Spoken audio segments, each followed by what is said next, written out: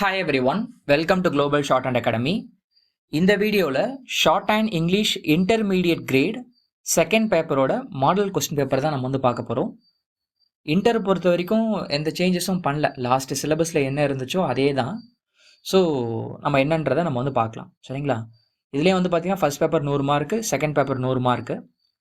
Second paper timing பாருங்கள், 1 hour 45 minutes, சரிங்களா? 100 மார்க்குக்கு வந்து எக்ஸாமினேஷன்ஸ் வந்து நடக்க போகுது.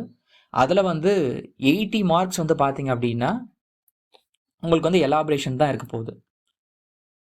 ஓகேங்களா? எலாபரேஷனில் உங்களுக்கு வந்து eye witness account, tender notice, ad இதே மோஸ்ட்லி வந்து வந்துடும். இது இல்லை அப்படின்னா அதனால் லெட்டர் வந்து உங்களுக்கு வந்து வரதுக்கு சான்ஸ் இருக்குது. சர்க்குலர் இல்லைனா பெட்டிஷன்ஸ் இந்த மாதிரி லெட்டர்ஸ் வரதுக்கு சான்சஸ் வந்து இருக்குது. ஸோ அதுலேயே உங்களுக்கு வந்து மோஸ்ட்லி கவர் ஆயிரும், சரிங்களா? தென் அதுக்கப்புறமா மீதி இருக்கிற ஒரு 20 மார்க்குக்கு பிரின்சிபல்ஸ் ஆஃப் ஃபோனோகிராஃபி அதுலேருந்து என்ன பண்ணுவாங்கன்னா கொஸ்டின்ஸ் வந்து கேட்பாங்க.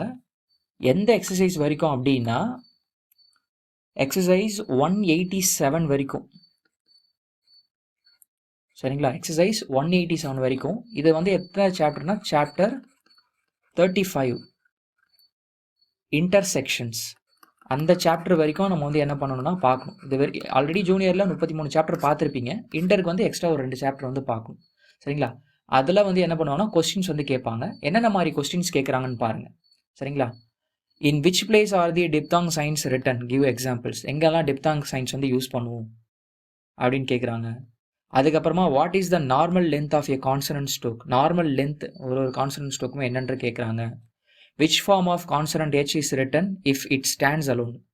அதாவது ஹெச் சவுண்ட் வந்து தனியாக வந்துச்சு அப்படின்னா எந்த ஹெச் யூஸ் பண்ணுவோம், இந்த ஹெச் யூஸ் பண்ணுவோமா இல்லை இந்த ஹெச் யூஸ் பண்ணுவோமான்னு கேட்குறாங்க. நம்ம இதை தான் யூஸ் பண்ணுவோம் தனியாக வந்துச்சுன்னா.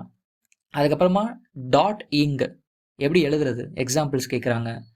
அதுக்கப்புறமா வந்து உங்களுக்கு ப்ரிஃபிக்ஸ் அதுலேருந்து கொஸ்டின்ஸ் கேட்குறாங்க. Accommodation, introduction, magnitude, magnum, transformer, self efficiency இந்த மாதிரி எக்ஸாம்பிள்ஸ் வந்து வச்சு என்ன பண்ணுறாங்கன்னா கேட்குறாங்க. புக்கு ஒன் டைம் வந்து செக் பண்ணிக்கோங்க, சரிங்களா? நான் உங்களுக்கு எக்ஸாம்பிள் சொல்லியிருக்கேன், நீங்களுமே புக் ஒன் டைம் வந்து செக் பண்ணிக்கோங்க. தென் அதுக்கப்புறமா வந்து பாருங்கள், வேர்ட்ஸ் கொடுத்துருவாங்க. அதை நம்ம வந்து ஷார்ட் ஹேண்டில் வந்து எழுதணுங்க. ஒரு 5 வார்த்தைகள் கொடுத்துட்டு அதை வந்து அதுக்கு நம்ம அவுட்லைன்ஸ் வந்து எழுதணும், ஓகேங்களா? இதுவுமே ஆல்ரெடி ஜூனியரில் பார்த்தது தான். ஸோ இங்கே மொத்தமாகவே 20 மார்க்குக்கு தான் வந்து என்ன பண்ணுறாங்கன்னா கேட்குறாங்க,